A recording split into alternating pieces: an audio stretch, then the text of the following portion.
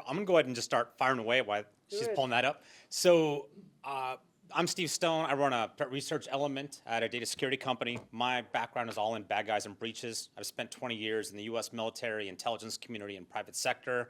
I'm typically the person that shows up and talks to your C-suite and board and starts one of the worst days your organizations have ever had. My job has always been in that space. So what I want to talk about is not so much AI, but what I think is one of the largest issues in cybersecurity and how AI may play into that.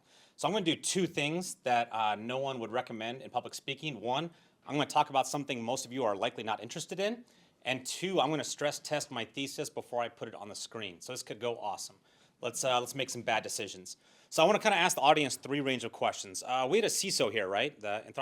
So for folks who aren't familiar with CISOs, typically the senior executive in charge of securing an environment for an organization.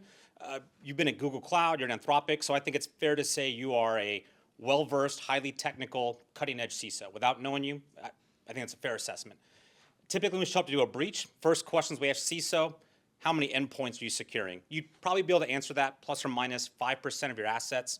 We could probably say your OSs, Mac, Linux, Windows, you probably know that really quickly, or someone on your team that could. Cloud containers, probably off the top of your head, I would assume. If I asked how much data are you securing, how comfortable would you be answering that question? Moderate. Moderate, so far less than anything else. Let's ask a CEO question. Was it Dean, last CEO? Is that right, sir? So your company, I'm going to assume, is private, not public? Correct. So if you're a public company with the new SEC regulations, all CEOs now are effectively on the hook for assessing data that impacts material loss. I don't want to turn this into a legal thing, but effectively regulated data and the data that is critical to running your business. If I asked you today, how much of that data do you currently have inside of your organization today, how comfortable would you be asking that question or answering that? How much sensitive data? Let's just do that. How much regulated data is inside your company? Relatively small amount, actually. What's that mean? What number are you trying to measure? Most of our stuff is open source. We certainly have PII. We have customer payment information, that sort of thing. Okay. You've got payroll, healthcare data. Yep. So let's ask the audience here now. The third line of questioning. Who presented today? Would you mind just raising your hand real quick? Okay. Would you mind keeping your hand up if you mentioned how much data you are consuming in what you presented today? So 0.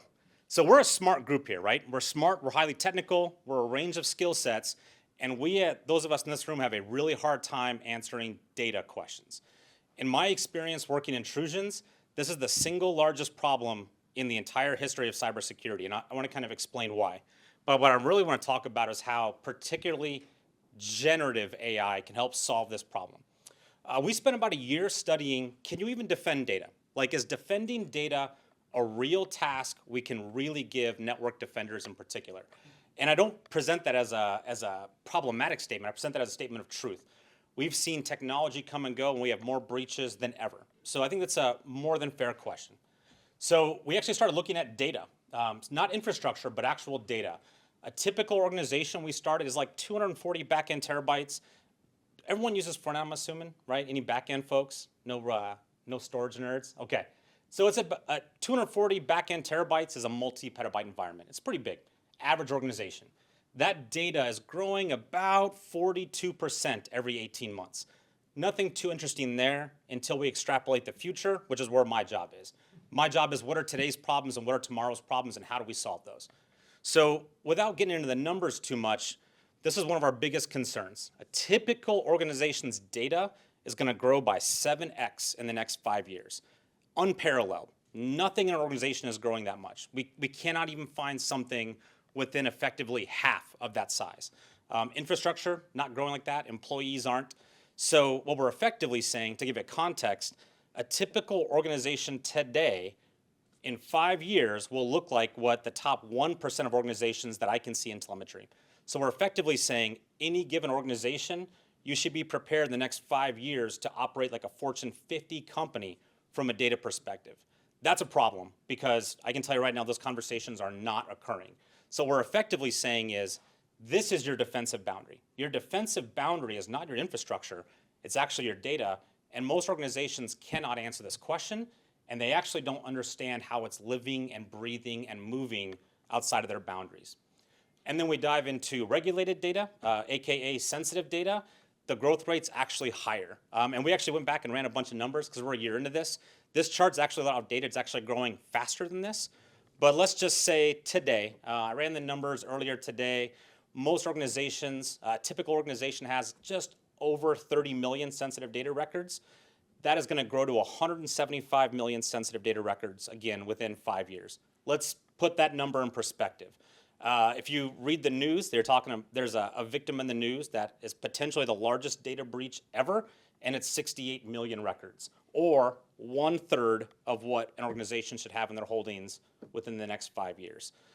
Yes? Why is it flat and then up? Because that's actually more of an analytical issue. We changed our methodology in the back end, and I just went with the most current. And actually, I'll kind of buried inside of this, one of the things that we actually find is highly actionable when it comes from a defensive perspective is once organizations start looking at their data, like we've been with these organizations, they're able to effectively cull it. What they're able to see is they don't need all that data, and they effectively reduce their risk surface area. So we're actually running two different things inside that chart. So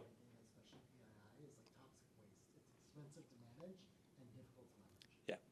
So this is what I think is, from my perspective, the biggest issue. We don't understand where our defensive boundaries are, and this is the stuff that will get you in trouble. And my favorite example of this is from last week. Did anybody watch the United Health CEO's testimony to Congress? All right, so has anybody given testimony to either Senate or Congress? Yeah, so those of us that have, I've done it for both Senate and the House. You know every question. You're given a list, and you must provide your answers in writing, and you are not allowed to deviate from that. That CEO knew he was going to be asked how long it was going to take them to identify sensitive data, and his answer on record in front of everybody was 10 weeks from the day he gave the testimony, which is already 2 months into their intrusion. This is actually super hard. If you're a CEO of a major corporation that is the #1 breach in the news, and you know you're going to be asked that question, and the best you can do is say, it'll take me 10 weeks to figure that out, this, I think, gives an example of how hard of a problem understanding these are. So here's what I would say. I would ask this audience to kind of think about 3 things. First, what is the impact of the technology we're talking about on data growth? And I think there's 2 realities there. One, these are very data greedy things that we're talking about. As we're talking about AI, and we're very early days in this, we're actually working with 3 different AI companies looking at how organizations are creating that data. They're effectively just copying data and making another massive repo. So as stark as these numbers are, our early indicators are that AI is probably going to double this problem. That's a challenge. The flip side is AI is actually uniquely suited, I believe, from a technology perspective to identify data, classify data, and track it as it moves, which are the 3 largest problems securing data. So I think that's question number 1. I think question number 2, how do we use this in the solve? You can talk to any given SOC, a security operations center. Alert fatigue is going to be their #1 issue. AI can probably solve that in one fell swoop. What are the right answers for this? And then the third part I would ask of those who are building and fielding AI capabilities, is anyone watching? And I would position that not as a problematic statement, but as people creating technology, we often see that data is forgotten about. It's a lesson we've seen again and again and again in cybersecurity, and I would offer that up to this audience to think about as well. As you are building AI technology, as you are fielding it, who's paying attention to the data inside that? How do you know it's pristine? How do you know it's the data that you put in there? How do you know it hasn't been affected? And oh, by the way, can you track and look at sensitive and regulated data inside of that as well? So with that, I just want to present these as, I think, hopeful topics, and I'll stop there. Thank you.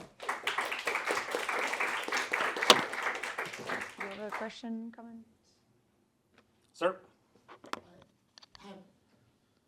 Have you seen any move towards entities using things like machine learning and large learning models to inventory and permission their unstructured but potentially regulated data? Yes, I can say that definitively because my company does that. I don't make it a company pitch, but that's exactly how we identify it. We actually blew away all of our existing models and went exclusively to LLM models because they're much better, they're much faster, and they produce greater results. We're also seeing some of the large cloud providers start to do this in very isolated cases, but their uptick is becoming fairly rapid because it works really, really well for this problem. Thank you so much. Thank you.